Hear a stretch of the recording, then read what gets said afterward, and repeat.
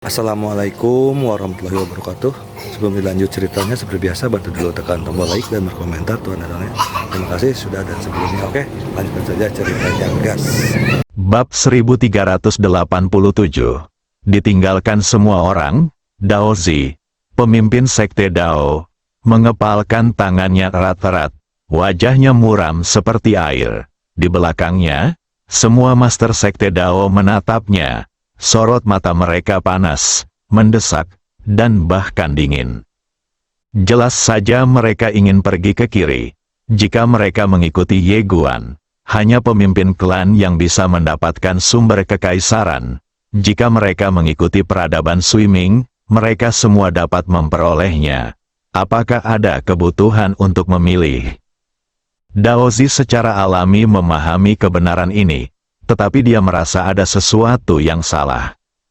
Daozi memandang Ye Guan dari kejauhan.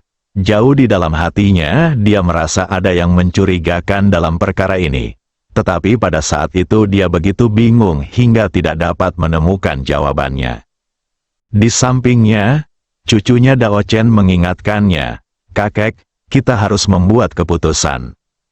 Pada saat ini, dia juga cenderung memilih ke kiri, karena pihak Ye Guan tidak memiliki peluang untuk menang, dan jika dia ke kiri, dia bisa mendapatkan sumber kaisar, jadi mengapa tidak ke kiri? Daozi menarik napas dalam-dalam, dia tidak ragu-ragu lagi, berjalan keluar perlahan, lalu membungkuk sedikit pada Ye Guan, dan kemudian berjalan ke kiri dengan sekelompok ahli sekte Dao di belakangnya.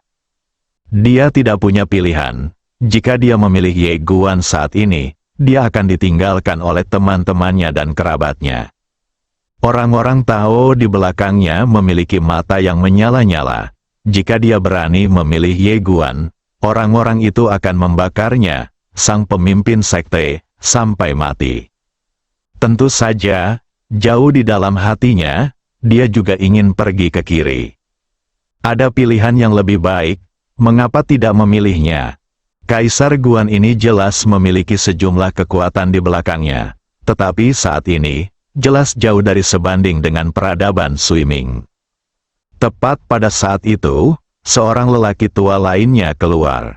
Orang ini tidak lain adalah tetua agung dari klan pertama, Di Yifeng. Setelah Di Yijingzhao pergi, dia memimpin klan pertama. Di Yifeng melirik Ye Guan di kejauhan tanpa berkata apa-apa. Dia berjalan ke kiri dengan sekelompok orang kuat dari klan pertama di belakangnya. Dalam situasi ini, apakah kita masih perlu memikirkannya? Memikirkannya sedetik saja lagi adalah hal yang tidak sopan terhadap Di Yuan. Tetua Agung, pada saat ini, Di Yu tiba-tiba berdiri dan bertanya dengan suara gemetar, "Apakah kamu lupa apa yang dikatakan adikmu kepadamu ketika dia pergi?"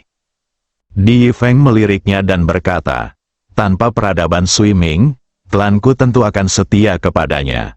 Namun, sekarang, ada pilihan yang lebih baik. Mengapa klanku tidak memilih pilihan yang lebih baik ini?" Di Yu menatap Di Yifeng. "Jika adikku ada di sini, dia pasti tidak akan membuat pilihan ini." Di Yifeng berkata dengan tenang, "Itu dia, sebagai tetua utama klan pertama, bagaimana mungkin aku membiarkan emosiku menguasai diriku?" Selagi dia berbicara, dia memimpin semua orang ke ujung kiri. Wajah Di Yu sedikit pucat, tetapi lebih merupakan ketidakberdayaan. Dia tidak dapat berbuat apa-apa karena saat ini, semua orang di klan pertama ingin pergi ke kiri. Belum lagi dia, sekalipun adiknya ada di sini, dia mungkin tidak akan mampu menahannya. Melihat pemandangan ini, Lord Yong yang tidak jauh dari sana tersenyum, lalu menatap Ye Guan di sampingnya. Melihat ekspresi Ye Guan yang tenang, dia pun tersenyum dan berkata, "Kamu tidak terkejut dengan situasi yang tiba-tiba ini.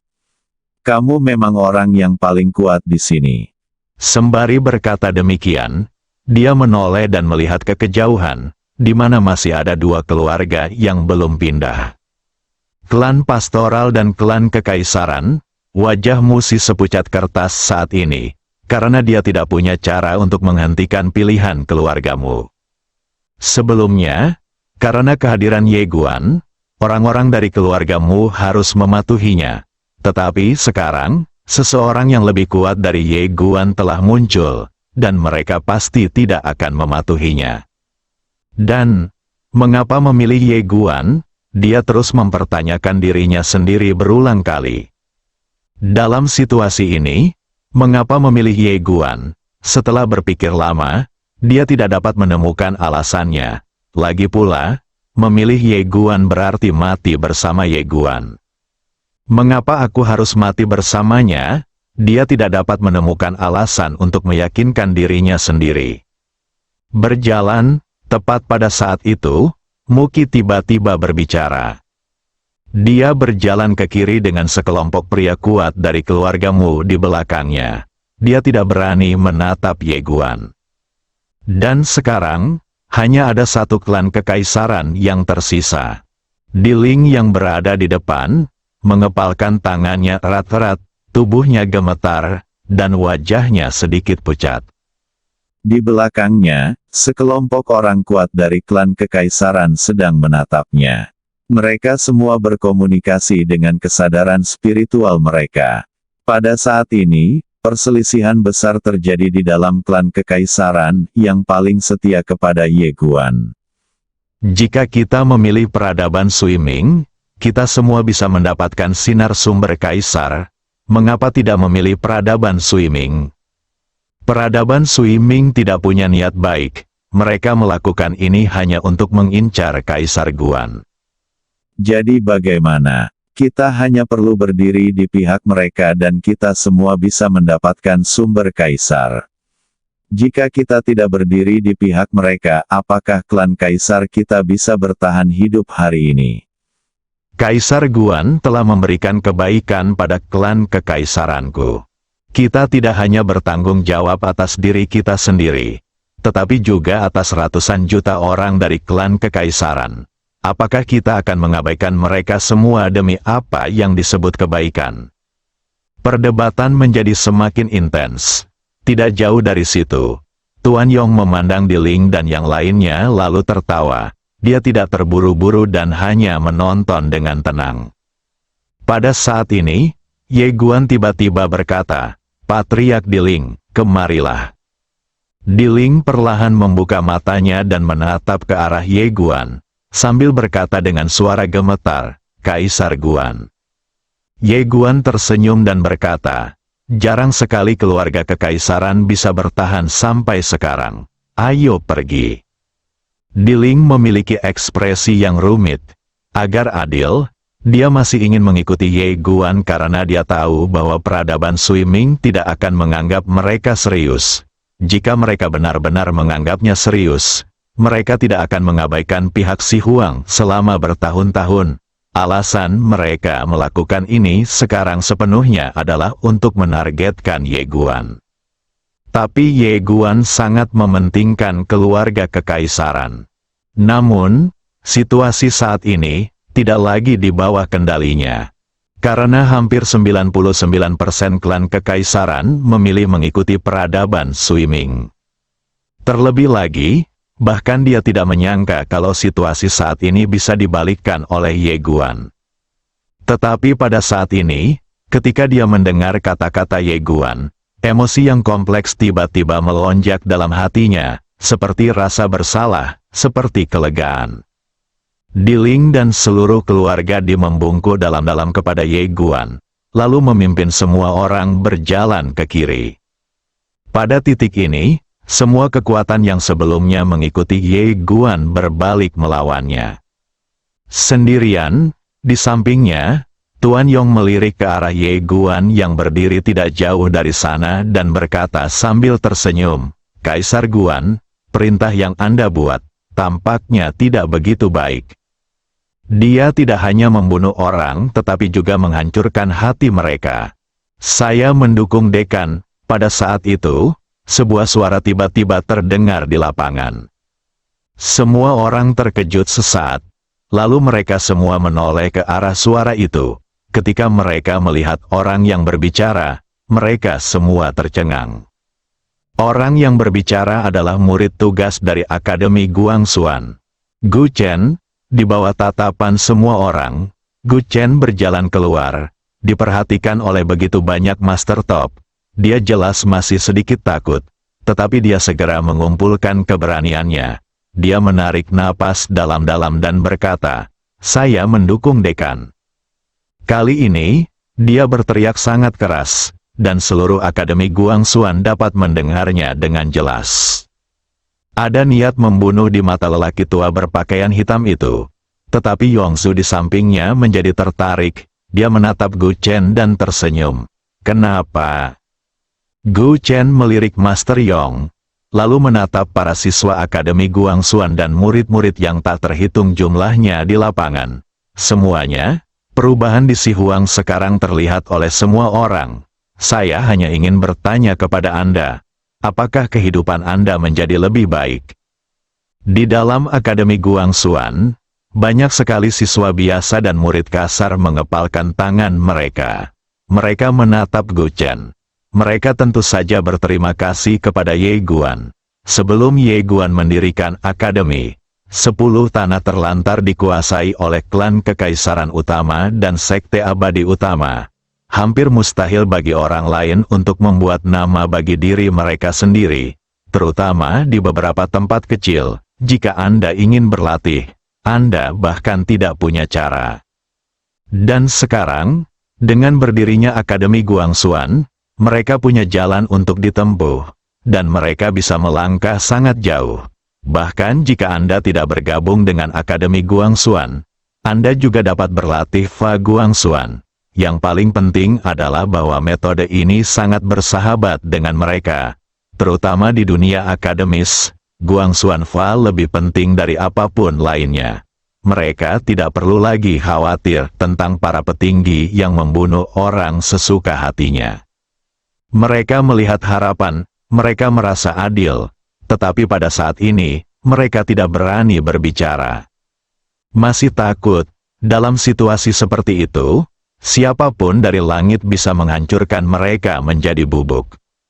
Gu Chen telah sepenuhnya melepaskannya pada saat ini. Itu tidak lebih dari sekedar kematian. Ia menambahkan, semua orang ada pepatah, mereka yang membawa kayu bakar untuk rakyat tidak boleh mati beku diterpa angin dan salju, mereka yang membuka jalan menuju kebebasan tidak boleh terjebak dalam duri, dan mereka yang membangun kehidupan mereka untuk rakyat tidak boleh dibiarkan mati dalam diam. Jika kita tidak berani berbicara hari ini karena takut, meninggalkan dekan terisolasi dan tak berdaya, siapa yang akan membela kita, orang-orang lemah di masa depan? Terjadi keheningan antara langit dan bumi, semua orang menatap Gu Chen. Para pembangkit tenaga listrik dari tanah terlarang gurun kuno dan klan Kekaisaran Utama serta Sekte Abadi di 10 gurun juga memandang Gu Chen. Tetapi mereka semua terdiam. Dan di bawahnya, di akademi, banyak sekali siswa tingkat bawah yang sudah bersemangat, bagaikan gunung berapi yang hendak meletus.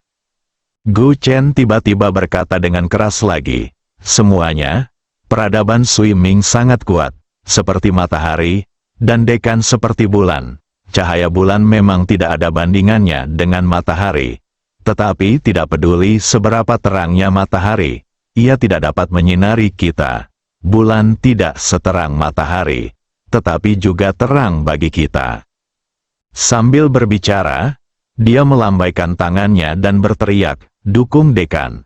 Dukung dekan!" Di bawah, seseorang berteriak, dan sesaat kemudian, suara-suara yang tak terhitung jumlahnya mengikuti bagaikan gelombang. "Dukung dekan!" Antara langit dan bumi, suara terus bergema, mencapai langit. Di langit, kekuatan iman berwarna emas pucat yang tak terhitung jumlahnya tiba-tiba muncul di tubuh Ye Guan. Bab 1388. Ya, melihat pemandangan ini, wajah para prajurit teratas di lapangan semuanya tampak sedikit tidak senang. Di samping Tuan Yong, lelaki tua berpakaian hitam itu menatap ke bawah ke arah orang-orang di bawah dengan ekspresi jijik di wajahnya. mengira mereka semua adalah semut. Senyum di wajah Lord Yong telah menghilang. Dia berbalik menatap Ye Guan, dan Ye Guan mulai tertawa. Tuan Yong menatap Ye Guan, apa yang ditertawakan Kaisar Guan? Ye Guan menatap orang-orang biasa yang mendukungnya dan berkata sambil tersenyum, aku teringat sesuatu yang dikatakan bibiku kepadaku. Dia berkata kepadaku bahwa jika aku memperlakukan semua makhluk hidup dengan baik, semua makhluk hidup juga akan memperlakukanku dengan baik.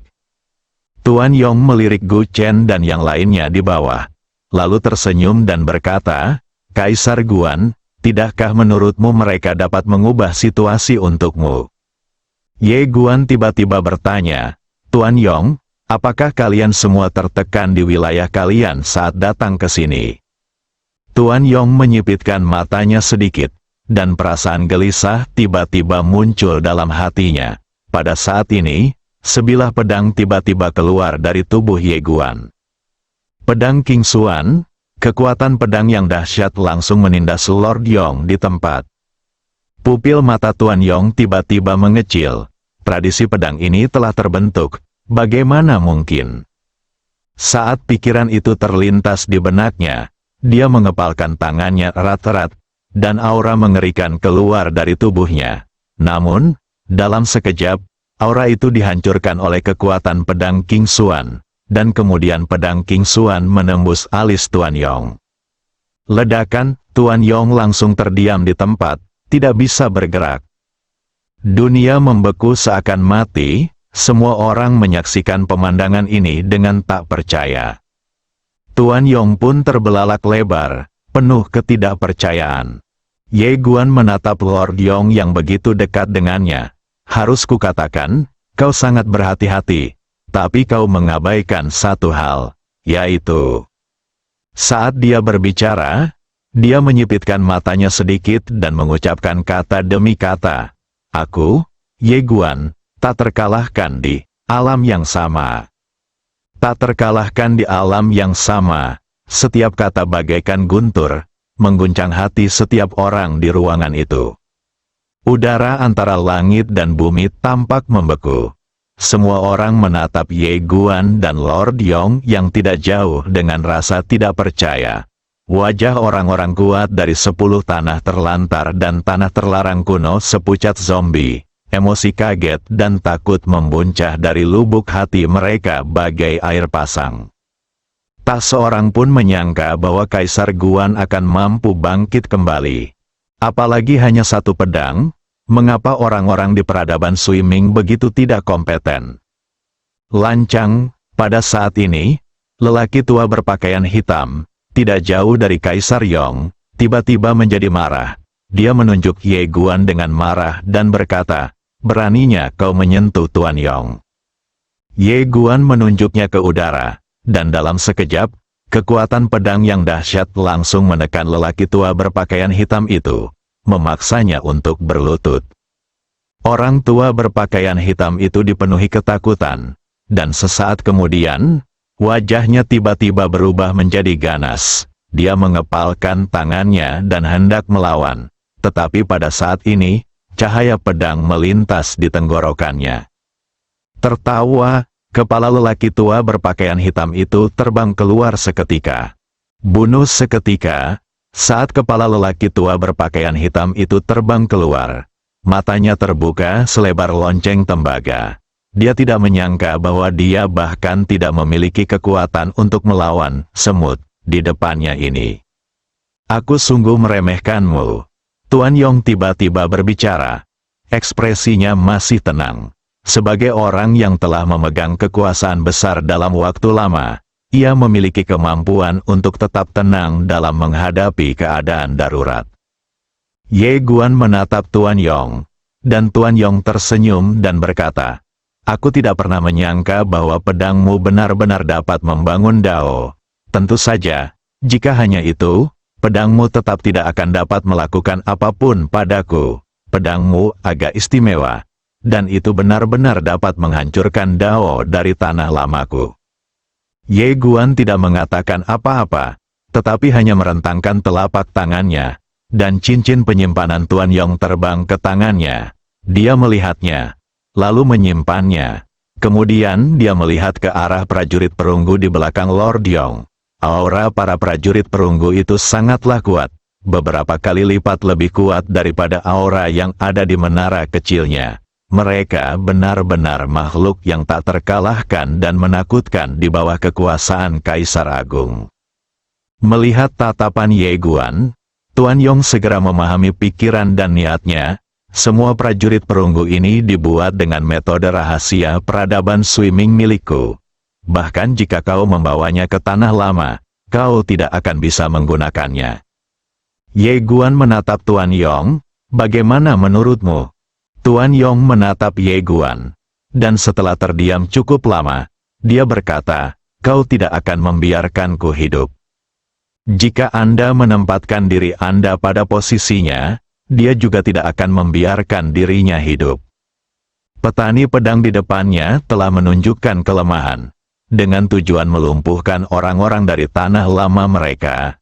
Nah, siapakah yang menyangka kalau pedang bisa begitu kuat? Sekalipun sejak awal dia tidak memandang rendah Ye Guan, hasil akhirnya adalah dia tetap memandang rendah Ye Guan. Rencananya adalah untuk melemahkan kekuatan Ye Guan secara mendasar dan membuat Ye Guan menjadi orang yang kesepian. Tetapi Ye Guan langsung menggunakan strategi, tangkap pemimpinnya terlebih dahulu, untuk menangkapnya. Namun Tuan Yong tidak ingin menyerah dan mati di sini. Bahkan jika dia meninggal, dia akan ditertawakan oleh orang-orang di tanah lama selama ribuan tahun. Tuan Yong menatap Ye Guan dan berkata, jika aku mati di sini, apa artinya bagimu? Ye Guan mengangguk, ekspresinya setenang air. Kematian seorang pria hebat menggantikanku pasti akan menarik perhatian khusus dari negeri lama. Tuan Yong menatap Ye Guan, yang paling kau kekurangan sekarang adalah waktu, bukan? Ye Guan tersenyum dan berkata, kau tidak perlu mengingatkanku tentang hal ini. Yang perlu kau lakukan sekarang adalah memberiku alasan untuk tidak membunuhmu. Tuan Yong terdiam. Dia tentu punya ide lain, tetapi kekuatan pedang di tubuhnya jauh melampaui harapannya. Ia tahu bahwa jika ia membuat gerakan sekecil apapun, ia akan langsung dibunuh. Menarik kembali pikirannya, Tuan Yong menatap Ye Guan dan berkata, aku bisa memberimu 300 dewa perunggu ini, dan aku juga bisa memberimu cincin penyimpanan. Ye Guan menatap Tuan Yong. Kau harus mengerti, benda-benda ini akan tetap menjadi milikku meskipun aku membunuhmu. Sekarang, kau hanya punya satu kesempatan terakhir. Jangan katakan hal-hal bodoh seperti apa yang akan terjadi pada Old Land setelah kau mati. Kau mengerti? Namun Tuan Yong tertawa. Sebenarnya, apapun yang kulakukan, kalian tidak akan membiarkanku hidup, dan kalian tidak berani membiarkanku hidup, kan? Ye Guan mengangguk. Ya, Tuan Yong masih memiliki senyum di wajahnya. Kaisar Guan, identitasku jauh lebih mengerikan daripada yang dapat kau bayangkan. Jika aku mati. Ye Guan melambaikan tangannya. Tidak ada gunanya membicarakan status. Aku juga punya status. Jika aku pamer, orang lain akan kesulitan hidup. Tuan Yong menatap Ye Guan. Tatapan matanya seakan menyeret Ye Guan ke neraka. Aku akan menunggumu di jalan reinkarnasi. Setelah mengatakan ini, tubuhnya tiba-tiba mulai terbakar. Ye Guan mengulurkan tangan kanannya dan menekan ringan. Pedang King Xuan bergetar hebat, menekan seluruh kekuatan Tuan Yong dalam ruang kecil. Begitu saja, Tuan Yong berangsur-angsur berubah menjadi abu di mata semua orang. Jiwa itu sepenuhnya diserap oleh pedang King Xuan. Ye Guan berkata dalam hatinya, Xiao Hun, seraplah ingatannya. Xiao Hun berkata, Tuanku, saya bisa menyerap ingatannya.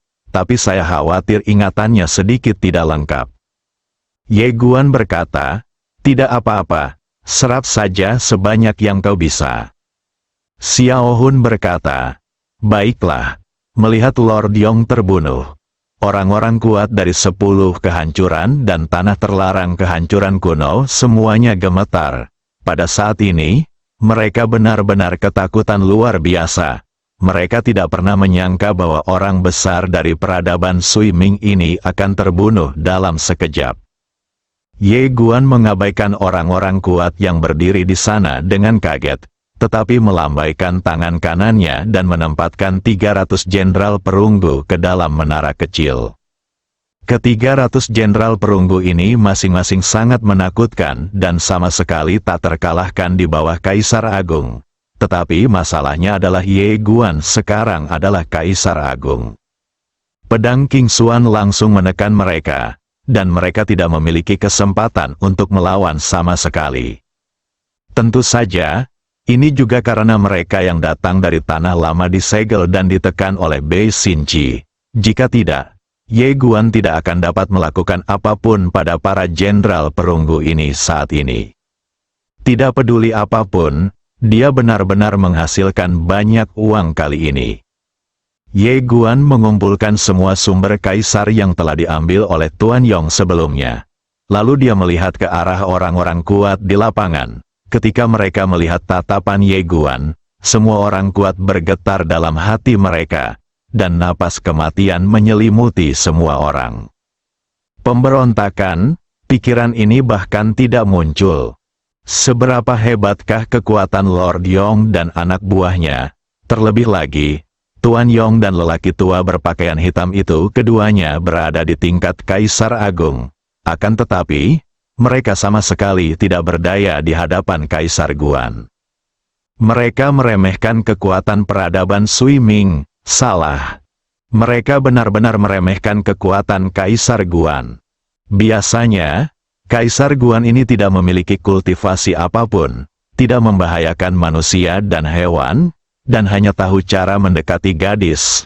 Siapa yang mengira bahwa gerakan ini akan begitu mengerikan? Di lapangan, pedang King Xuan tergantung di atas kepala semua orang. Ye Guan tidak mengatakan apapun. Suatu kekuatan penindas yang tak terlihat sedang menekan hati setiap orang bagaikan gunung. Semua orang merasa tercekik, dan banyak orang tampak pucat, menunggu kematian datang. Ye Guan perlahan-lahan menutup matanya, menekan tangan kanannya dengan ringan ke bawah, dan pedang King Xuan perlahan turun. Dalam sekejap, tubuh semua orang di lapangan menjadi ilusi. Pada saat ini, mereka yang berdiri di sebelah kiri semuanya patah semangat dan mata mereka dipenuhi keputusasaan. Menghadapi Ye Guan di depan mereka, mereka tidak memiliki kekuatan untuk melawan dan hanya bisa menunggu untuk dibunuh. Nafas kematian semakin dekat, semua orang memejamkan mata dan menunggu kematian. Tetapi pada saat ini, Ye Guan tiba-tiba membuka matanya, merentangkan telapak tangannya, dan pedang King Xuan terbang kembali ke tangannya. Di kejauhan, orang-orang itu merasa lega. Mereka membuka mata dan menatap Ye Guan di kejauhan, wajah mereka penuh kebingungan. Ye Guan menatap ke arah kerumunan, tatapan matanya menyapu orang-orang itu satu persatu. Ketika mereka melihat Ye Guan menatap mereka, mereka semua dengan cepat menundukkan kepala, tidak berani menatapnya. Ye Guan berkata dengan lembut, "Aku memperlakukanmu sebagai pahlawan negara. Tetapi bagaimana kau memperlakukanku? Apa yang kau lakukan hari ini tidak cukup bahkan jika kau mati 10.000 kali. Namun, kau tidak baik. Tetapi aku, Ye Guan, tidak bisa tidak adil. Aku harap kau akan berperilaku baik di masa depan. Jika kau melakukan hal-hal yang tidak baik dan tidak adil lagi, aku, Ye Guan, tidak akan membunuhmu, tetapi surga akan menghukummu." Setelah berkata demikian, dia berbalik dan menghilang di tempat. Semua orang di lapangan tercengang, "Jangan bunuh diri." Semua orang tercengang, bagaikan patung tanah liat di kuil. Ye Guan datang ke aula Guangxuan. Pada saat ini, seluruh aula kosong dan sangat luas. Ye Guan berjalan ke meja tempat Di Jingzhao biasa bekerja, duduk, dan bersandar di kursi. Xiaota tiba-tiba berkata, kamu, aku pikir. Ye Guan berkata dengan tenang, Tuan tak mengira aku sengaja menyengat hukum untuk membunuh mereka semua kan? Xiaota berkata, ya. Ye Guan berbisik, Guru Ta, apakah aku sebegitu jahatnya di hatimu? Xiaota tidak mengatakan apa-apa, berpikir dalam hati, kamu bahkan lebih buruk dari yang aku kira. Ye Guan perlahan menutup matanya. Guru Ta, di dunia ini, selain baik dan jahat, juga ada yin dan yang, ada dan tidak ada, keras dan lembut, indah dan jelek, bencana dan berkah, kesulitan dan kemudahan, ringan dan berat, dan sebagainya. Hal-hal yang bertolak belakang ini memiliki sisi yang berlawanan dan sisi yang saling bergantung, seperti ada dan tidak ada yang saling melahirkan. Kesulitan dan kemudahan saling melengkapi, panjang dan pendek saling bertentangan, sebelumnya dan sesudahnya saling mengikuti, dan sebagainya. Guru Ta, apakah Anda mengerti maksud saya? Xiaota berkata dengan suara berat, saya tidak mengerti. Tolong jelaskan dengan bahasa yang lebih sederhana. Ye Guandao, sederhananya, kita perlu melihat masalah secara komprehensif. Kita tidak bisa hanya melihat kekurangan suatu hal, tetapi juga kelebihannya. Mereka akan mengkhianatiku, yang sesuai dengan harapanku. Karena aku menarik mereka dengan sumber kaisar. Karena aku dapat menarik mereka dengan sumber kaisar. Maka orang lain secara alami dapat menarik mereka dengan sumber kaisar. Ini adalah hal yang sangat normal. Bagaimanapun, kita semua adalah manusia, dan kita hidup untuk menjalani kehidupan yang lebih baik. Xiaota berkata, saya mengerti apa yang Anda katakan. Sama seperti karyawan. Jika bos lain menawarkan gaji yang lebih tinggi, maka karyawan secara alami akan beralih ke bos lain. Ye Guan mengangguk.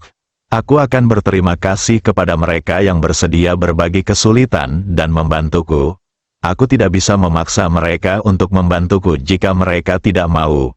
Adalah kebaikan mereka untuk membantuku, dan adalah kewajiban mereka jika mereka tidak mau. Xiaota bertanya dengan ragu, apa tujuan akhirmu?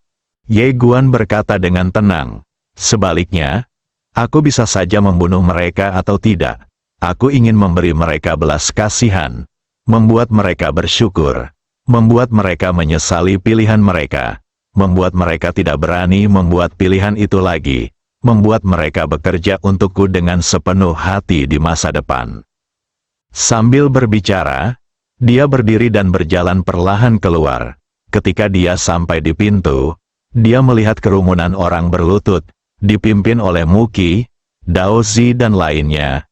Kaisar Guan, semua orang menundukkan kepala bersama-sama. Kekuatan iman emas pucat yang tak terhitung jumlahnya tiba-tiba muncul di sekitar Ye Guan. Xiaota berkata, semua ini, ada dalam rencanamu. Ya, bersambung,